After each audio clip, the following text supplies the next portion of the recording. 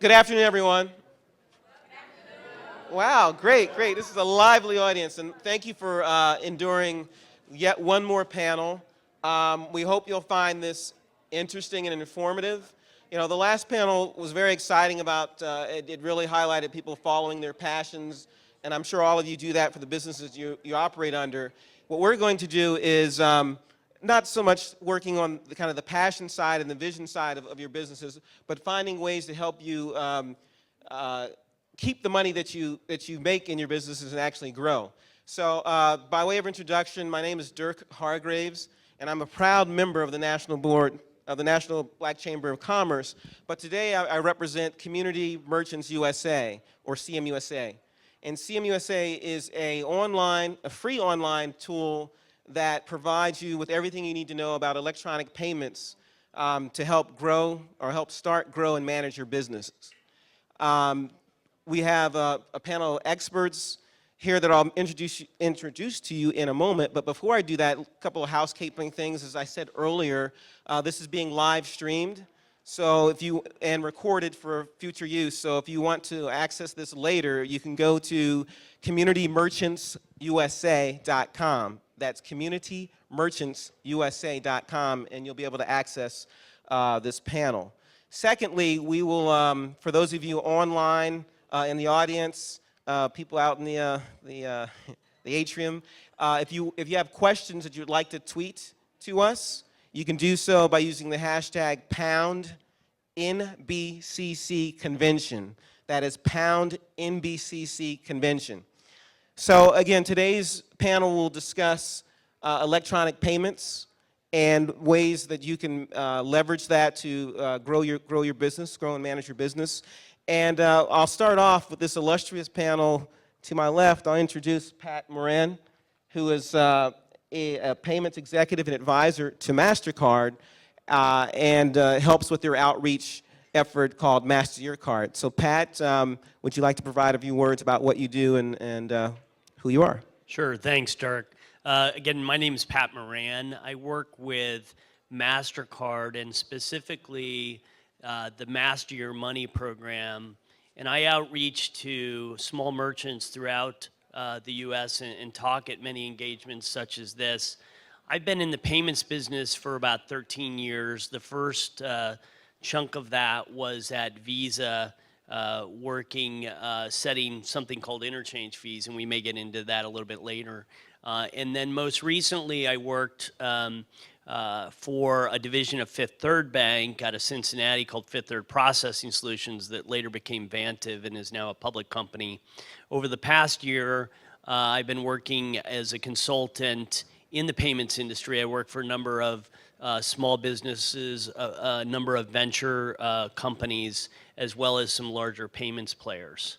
So that's a quick highlight of my background, Dirk. Great. Next we have Mary Bennett, who's Director of Government and Industry Relations at the Electronics Transactions Association. Mary. All right. Well, a little bit about the ETA, Electronic Transactions Association. We have over 500 member companies, and we represent all of the service providers in the payments chain, from Visa, MasterCard, through merchant banks, through payment processors, through sales agents, all the way down to the manufacturers of point-of-sale terminals and developers of specialized software that goes in those terminals, data security. And so we enjoy members in the traditional payments chain and also a lot of startups in the mobile space, a lot of technology companies like Amazon, Google, Microsoft, who are not primarily payments, but who find themselves having a big payments channel in their business. So we specialize in serving merchants, and that's who we are. Wonderful. Next we have Chris Joffs, who is a founder of FeeSeeker, which is an online payment processing comparison site. It's one that CMUSA uses for you guys to access. Chris. Yeah, FeeSeeker is just like kayak.com for travel. We do that for you guys for payment processing. So we'll compare over 10 processing bottom line fees quickly, so you guys can quickly see how much you can save by switching from your current processor. I'm on your side. I want to save you the most amount of money, and this idea came from my own frustrations from owning my own businesses and getting charged high rates for credit card processing and not knowing what it's for, where it's going, or why I'm paying so much. So FeeSeeker is a free credit card processing comparison site. Feel free to check it out, and hopefully you guys can save some money. Excellent. Next, we have Kathy Stanton, who is Senior Vice President, or a Senior Vice President with U.S. Bank, where she manages small business payment products for retail payment solutions. Kathy. Just real quick, U.S. Bank is headquartered in Minneapolis. We're the 5th largest bank in the country, and we are a top 3 SBA lender. So I am, as Dirk mentioned, on the payment side for small business. I've been in small business products for about 10 years and work across the bank with folks on the retail bank side as well as in our innovation side and our merchant processing side to really look at small business across all the different products and services to provide them with all the tools and resources they need for their business. This is great. So I'm going to ask them a few questions, the panel a few questions, but before I do, I wanted to get it by way of hands. How many of you use or accept credit or debit cards for your businesses? It's almost every majority of folks here. So, what's that? No, go ahead. Okay. So with that, if you were, I'm going to start with Pat, but many small business owners, especially new business owners, debate whether or not accepting electronic payments is of value to them. What would you say? I'd say absolutely. Studies have found that merchants that accept electronic payments, specifically card products, can expect their consumers to spend typically 12 to 18% more when they have the acceptance of payment products. And I think another factor to consider is really a demographic factor. Nowadays, kids who are in their 20s coming out of college, many of those kids have never written a check. And the only way they're used to paying is with credit cards and debit cards. And as a small business owner, the beauty of these payment products is they help level the playing field between you and the large merchants. They help you extend credit to your consumers and provide a mechanism that those consumers want to use to pay. So I think electronic payments are fantastic, and learning how to manage those electronic payments is of course an important element to running a small business. Anyone else want to add to that? Well, then, kind of following up, Chris, Pat alluded to credit card, debit card acceptance being a good thing for businesses, yet there are costs associated with that. What would you say, again, to a business person contemplating using these cards, how to navigate that process? Well, first off, as many as you already know, accepting credit cards already, looking at the statement is looking at derivatives for the housing market. It's just confusing. You have no idea where the money's going, what you're being charged for. What we've found, talking to the processors I directly work with, roughly 80% of the merchants out there are being overcharged compared to, let's say Vegas.com was one of the ones we had an opportunity to quote, and we saved them over $70,000 a year. So you'd think somebody of that size would be getting one of the best rates, and that's not the case. And that grows across the board. Everyone has to basically accept credit cards, in my opinion, to stay up to date and compete against your neighbors and your competitors. So finding out the best rate is critical. It's just a must in today's market. Now, understanding that there are different ways to accept credit and debit payments, I want to turn this over to Mary. But where do you see the technology going on in this arena? Well, I think mobile payments are here, and they are growing, and they are only going to get bigger.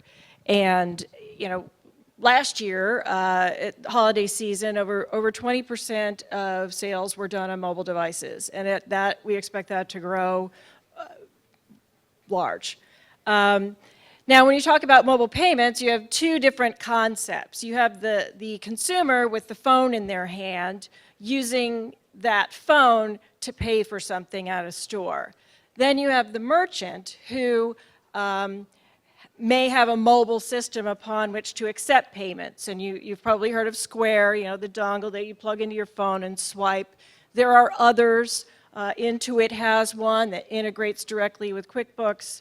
PayPal has one. There's a company called Merchant Warehouse. They have their own white label one, and they'll customize to some degree, you know, the kinds of features that it plugs into. So there's a lot of opportunity. But the other thing I want to say is mobile payments do not have to be intimidating or expensive. What is the largest mobile payments network in the United States today? Does anyone guess?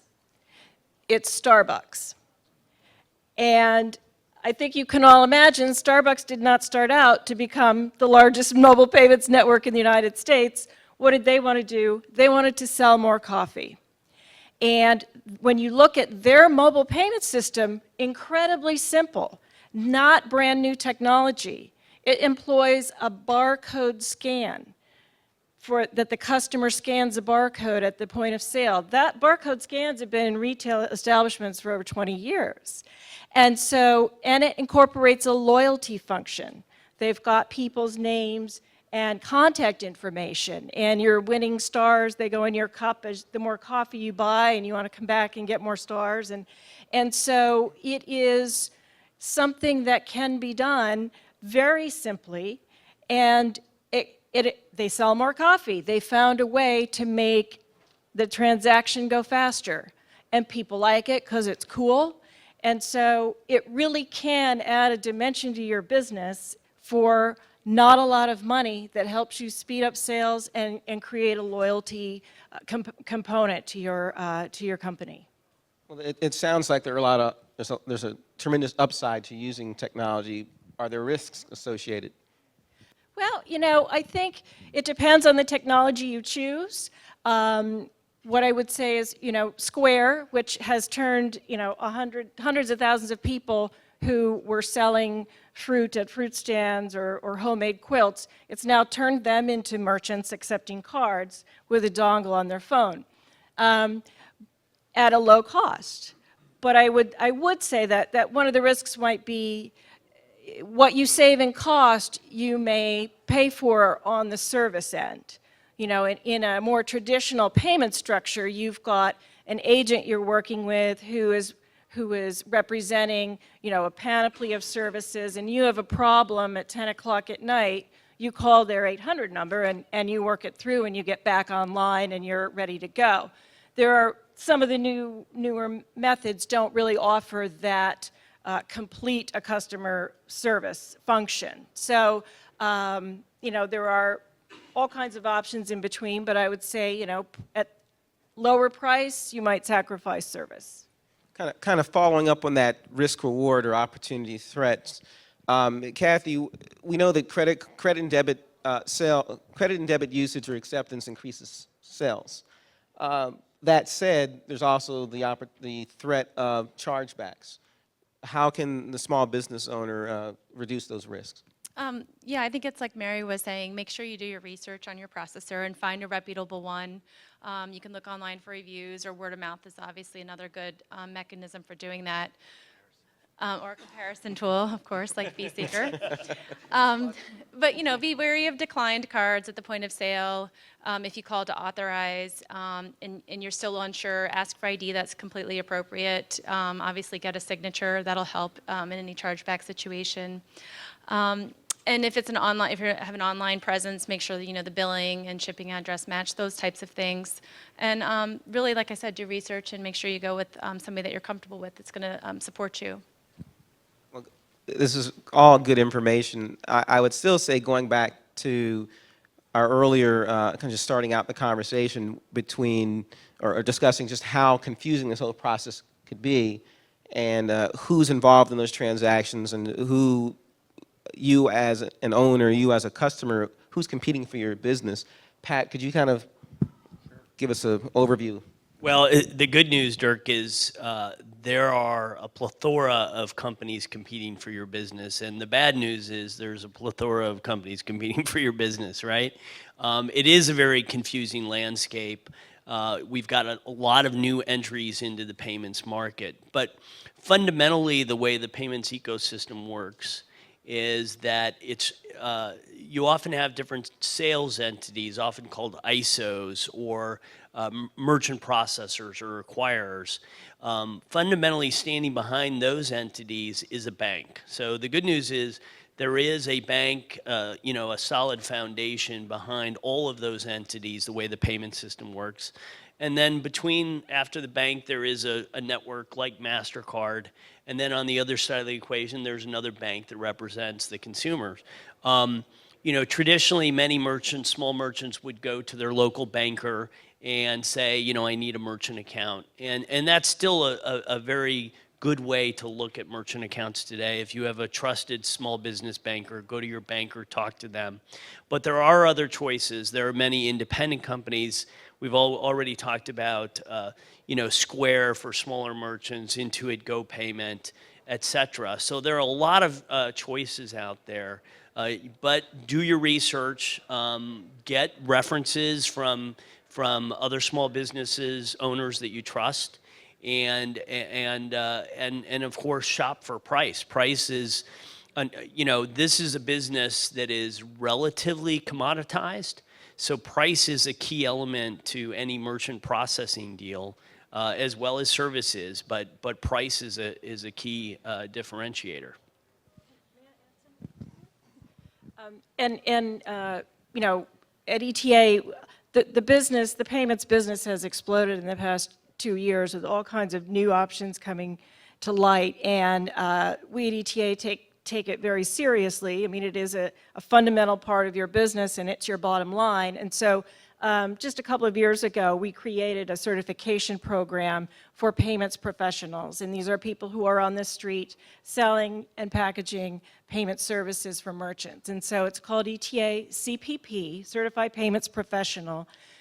In 2 years, we've had 600 people become certified, and they continue their certification through continuing education. So if you are new to the market and you want to start with some solid, reputable advice about your options and the best way to preserve minimize your risk and avoid, hidden and shady characters, we have a listing on the ETA website. There's a listing of all CPPs, and they're sortable by name and by state. Well, that's great, because it's a follow-up question that I'll pose to Kathy, and is that this being the National Black Chamber of Commerce, are there other tools out there for minority businesses to become more educated on this? And I think Mary already alluded to a few. Yeah, no, I mean, online is obviously your friend when it comes to researching.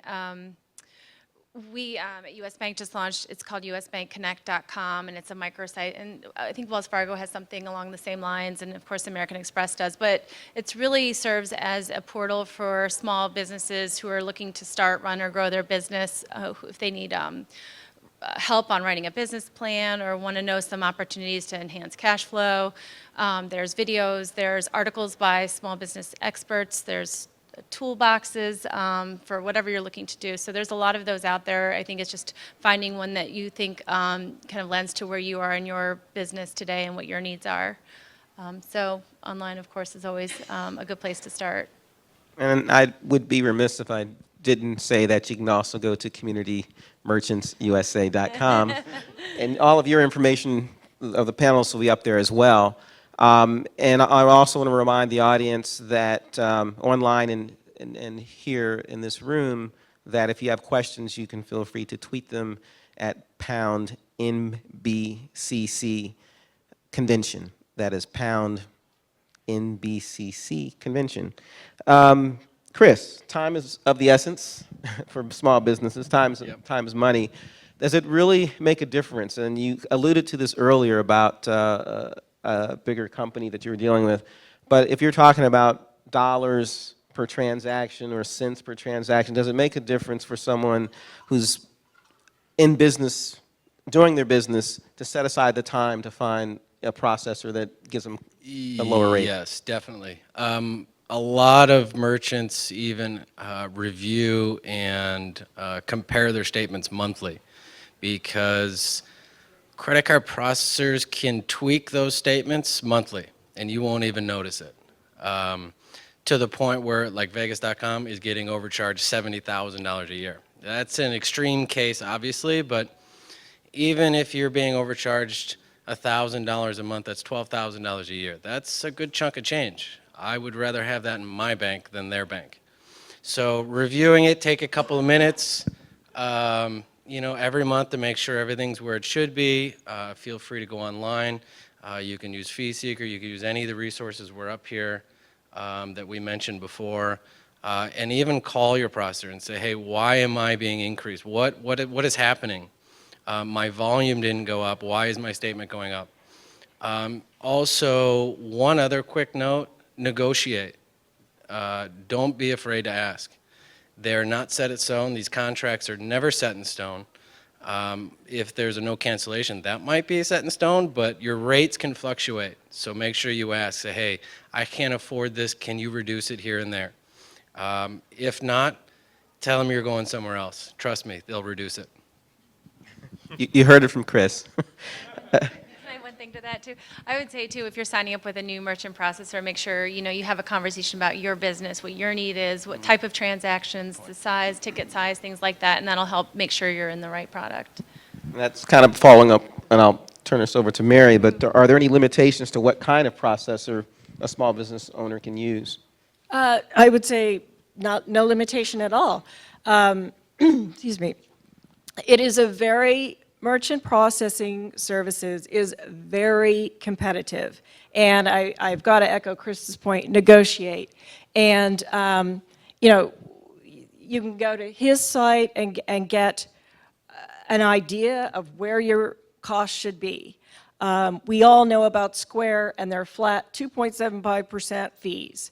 So there's some starting points, right? I mean, everybody who's in the payments business now has, a boundary that people realize is legitimate and correct. But, it will fluctuate depending on the kind of business you are. If you're a clothing store, or if you're a restaurant, or if you're a website.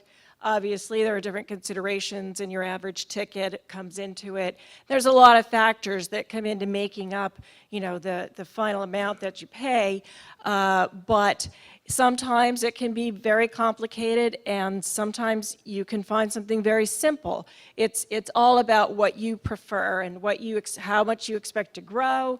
And do you want to just be a flat rate? Do you want to have, different categories of rates and save on one and pay more for another? I mean, there are all kinds of possibilities, and so it's helpful to do a little research or talk to someone who knows the industry.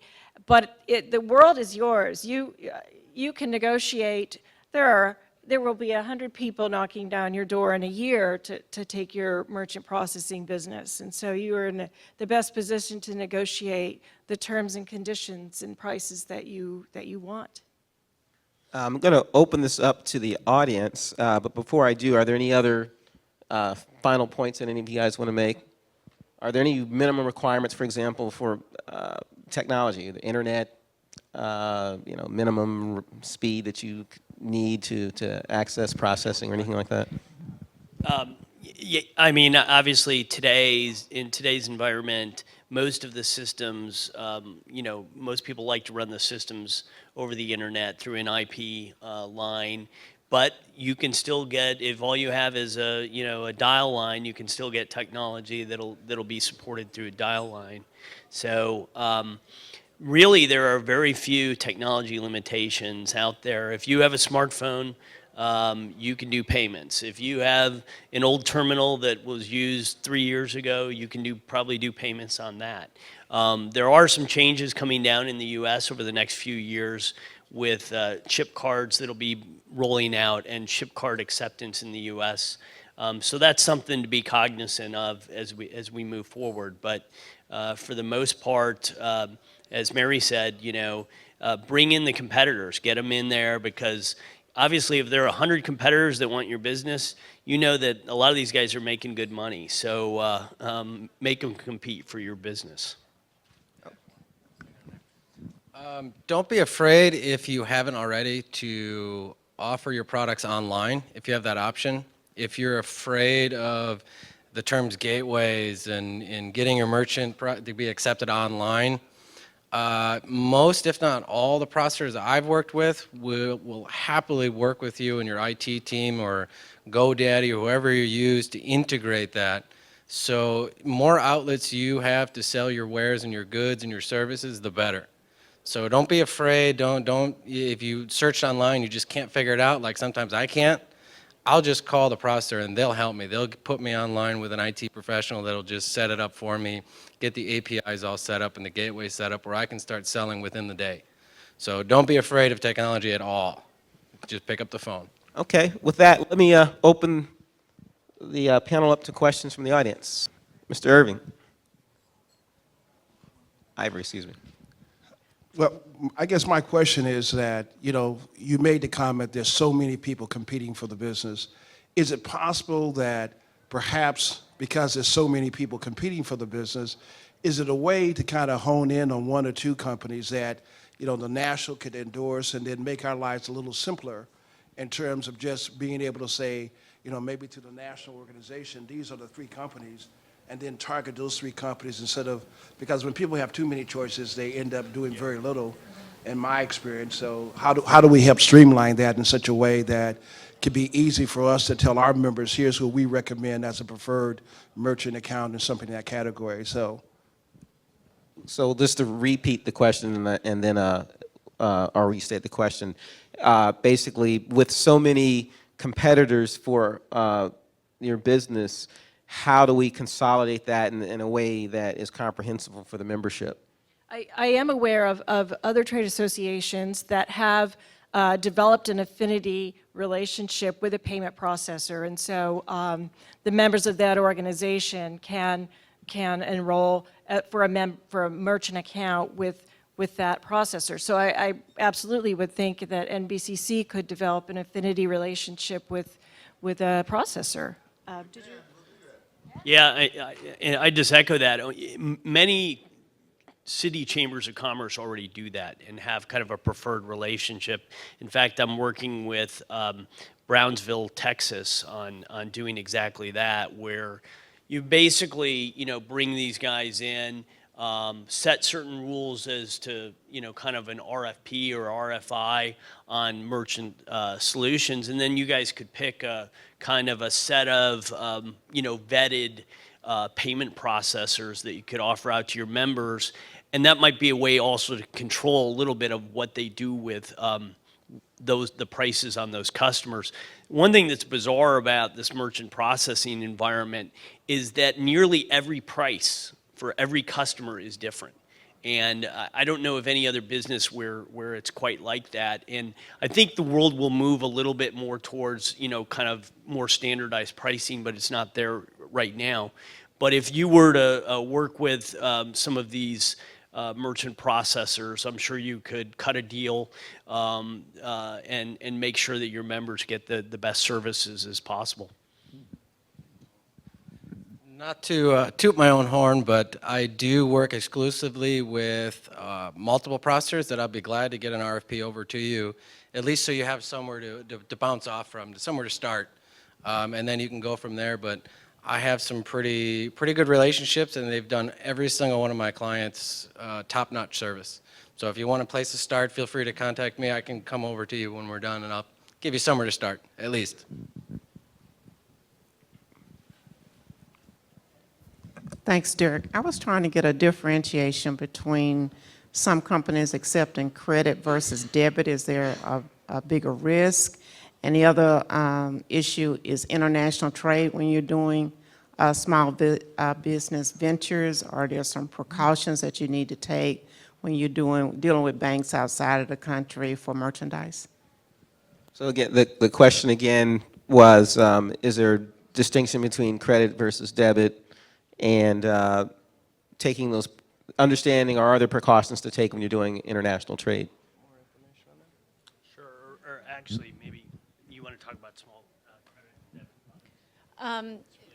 Sure. I mean, yeah, as a processor, you would accept either, but there's been regulation in the last year and a half or so where it's more of a fixed cost for you to accept debit versus credit card still has different rates depending on the type of transaction. So, depending on the size of the transactions, merchants sometimes prefer debit because of the fixed cost associated with accepting that. Some, are indifferent because they just want the customer to make the purchase because, as stated earlier, sometimes just using a credit card can, or a debit card for that matter, can result in higher sales. So, from a merchant perspective, there are some differences between the two. Yeah, if I could just add, generally, if you take a card face to face, whether it's debit, credit, commercial, and you swipe that card, you as a merchant have almost no risk that you're not going to get paid for that transaction. So, face to face transactions are wonderful for merchants. When you start taking them over the internet or in a Moto environment where the card magstripe data is not actually captured, then you as a merchant are taking more risk. And it was talked about earlier about managing that risk by matching addresses and things like that. So if you start talking about trade across borders, cards are a wonderful way to get paid. But if you're shipping hard goods out of the country and you're taking a card transaction for that, there is, you need to make sure you take significant risk precautions about validating who that cardholder is. There are services that many of the merchant providers provide that help you manage some of that fraud risk, because you are taking the fraud risk that transaction can be charged back. You've already shipped the goods, and it's possible you lose out there. So just be cognizant that in an e-commerce world, you are taking more risk. It's really not much different across border than within the U.S. if it's e-commerce, but I would be more nervous about cross-border transactions, but there are activities you can do to minimize the risk. In the back? Elton Pride Global Management. We'll get a mic to you. Elton Pride with Pride Global Management. Continuing on the answer that you just gave us, as far as Square would be concerned, and a merchant account where you may have American Express, Visa, or MasterCard, are you more likely to be safer when doing business over the internet to use the merchant account than you would be to go through Square? I'm not sure I quite understood. I'm not sure I quite understood the. So if you're a merchant, Yes. not a consumer using the card. Yes. Okay. A merchant. For the most part, Square is being used in a face-to-face environment. So I'm not sure that the two scenarios are the same. But Well, they give you an opportunity to sign up for a program where you can actually use it over the internet as far as being a part of your website. yeah, you can do both, right? And I don't really differentiate much between Square and a more traditional merchant processor. There are some functional differences the way that Square operates and a traditional merchant processor. In the Square scenario, you're actually what they call a sub-merchant of Square, whereas in a traditional merchant processor, you're the merchant, you're the account holder themselves. I think the other thing to note is in the e-commerce world, depending on what your experience is with Square, how long you've been with them, they may hold funds longer. In other words, not pay you as soon for the transactions as you might be paid in a traditional merchant services account.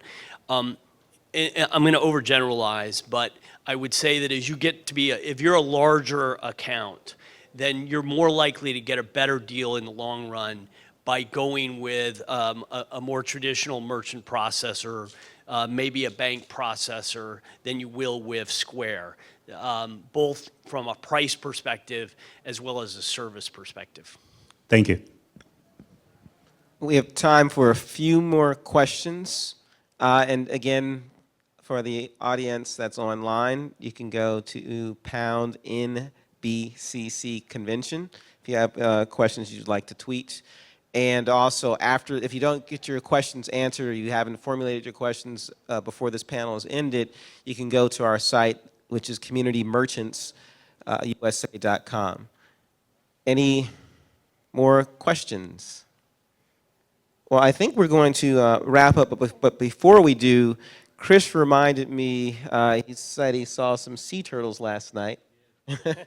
Come on the shore and lay eggs, which is, phenomenal. And it reminds me, right next to you. Sitting down and just came right up and did its thing right next to me.